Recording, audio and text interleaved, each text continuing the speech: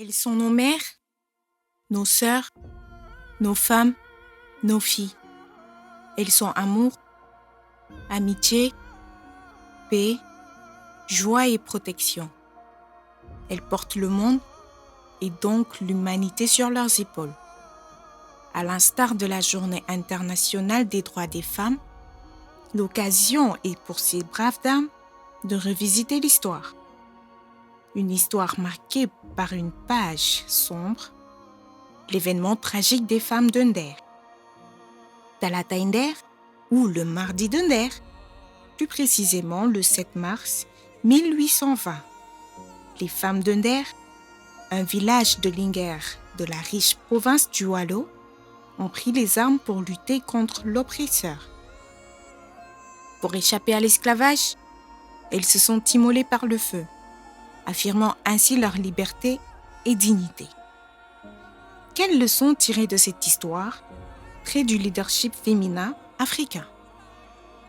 Quel est le message que ces braves dames ont-elles laissé aux générations futures? Autant de questions dont les réponses sont à découvrir dans ce numéro spécial à travers lequel la voix a été donnée à des scénaristes, actrices de développement, des journalistes, toutes des femmes engagées pour le respect des droits des femmes. C'est dernièrement qu'on a appris que cette histoire des femmes de Nder est quelque chose qui devrait être plus connu au Sénégal. Parce qu'on a vu depuis des années, ce qu'on célébrait, c'est le 8 mars. Et le 8 mars, ce sont les femmes qui étaient dans le textile en Amérique.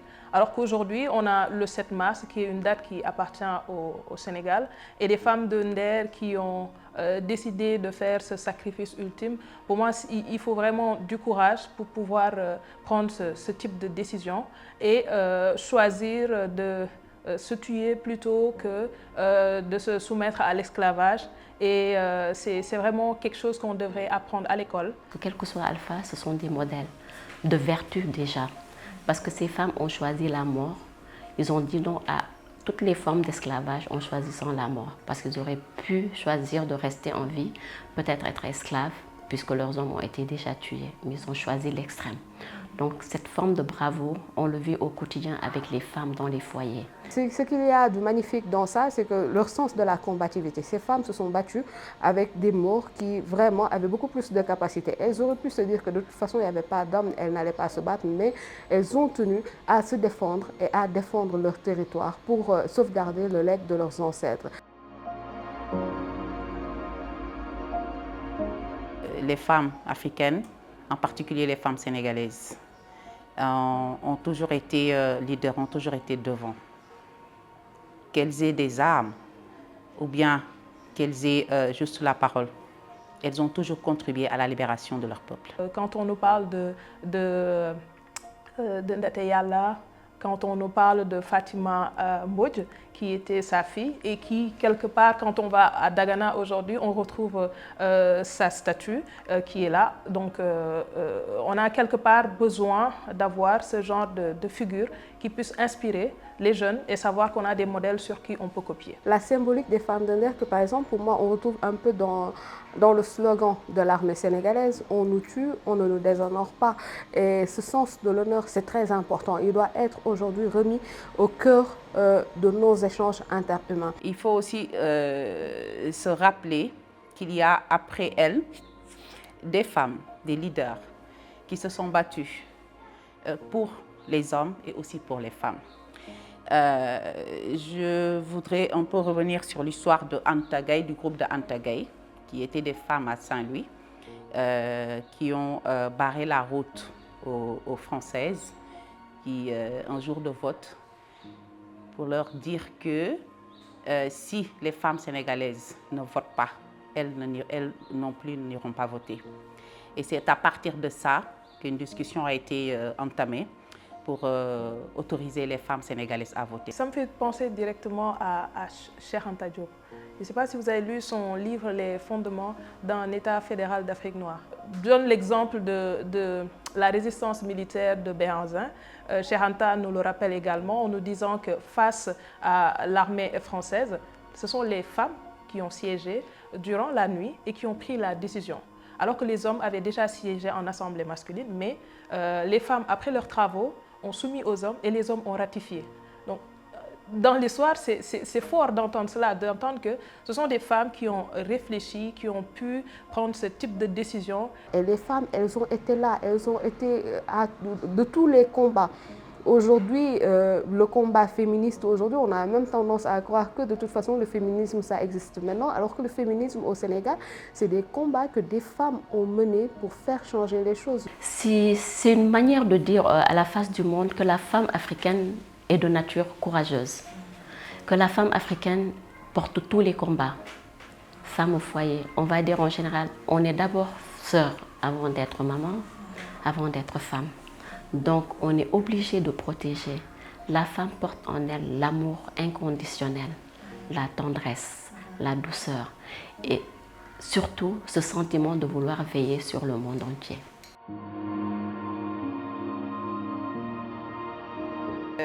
Les femmes ont toujours eu des rôles importants dans le développement de la société, que ce soit africaine ou en particulier sénégalaise.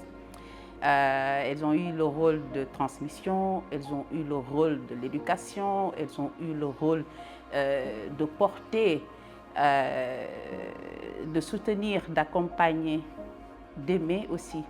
Et pour reprendre la parole de Ken Bougoul qui disait que les femmes portent le monde sur leurs épaules, ce n'est pas rien. Il n'y a aucun rôle que la femme ne puisse jouer pour le développement du Sénégal. Et pour moi, si on reste un pays sous-développé, c'est parce qu'on est un pays qui n'accorde pas trop d'importance aux femmes. On le voit, on pense qu'elles doivent être juste bonnes à faire la cuisine, à se reproduire et tout, alors que les femmes, elles font tout. C'est elles qui tiennent les maisons en ce moment. Dans la société sénégalaise actuelle, les femmes, elles sont au four et au moulin. J'ai tendance à taquiner les hommes en leur disant « les femmes ont deux boulots. Elles ont un boulot chez elles et un autre dans les entreprises. » Ce que je veux dire par là, c'est qu'elles endossent beaucoup plus de charges que les hommes. Elles jouent le rôle de maman, elles jouent le rôle de femme au foyer. Elles sont là aussi pour tout faire pour que leur mariage fonctionne. Mais on joue tous les rôles, tous les jours. C'est nous qui portons le monde. C'est nous qui portons les hommes. C'est pas pour rien qu'on dit que derrière un grand homme, il y a toujours une brave femme. La femme est le monde. Nous sommes en oasis de bonheur, de courage et de détermination. Femme égale à courage, bravoure, détermination. Pour le mois de la femme, le 8 mars, le 7 mars, etc., je pense que le mieux, c'est de revoir le comportement des hommes et des femmes. Parce que le 8 mars, ce n'est pas une fête, il faut le rappeler. Le 8 mars, on ne célèbre pas les femmes. C'est une journée de réclamation. C'est une journée pour rappeler toutes les violences que subissent les femmes dans la société.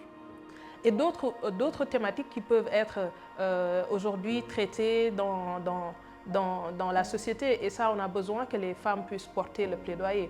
Qu'on refuse d'être à l'Assemblée nationale pour tout simplement jouer le rôle de, je sais pas, je vais compter, quand on va faire le vote, je serai là pour lever la main et ne pas être dans les propositions. Et les femmes devraient pouvoir être des forces de proposition dans les communautés, dans les instances de décision. Socialement, on aime s'attarder sur les faiblesses des femmes et tout.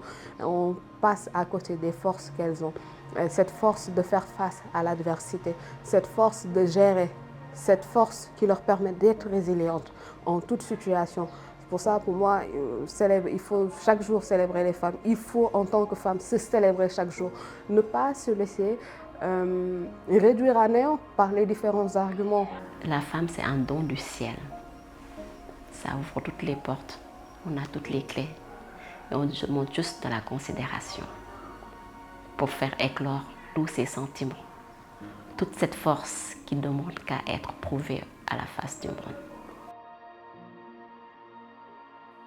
Malgré sa dimension historique, le Talata Nder, ou bien le Mardi de Nder, est un épisode marquant et symbolique de la lutte contre l'esclavage dans l'histoire du Sénégal.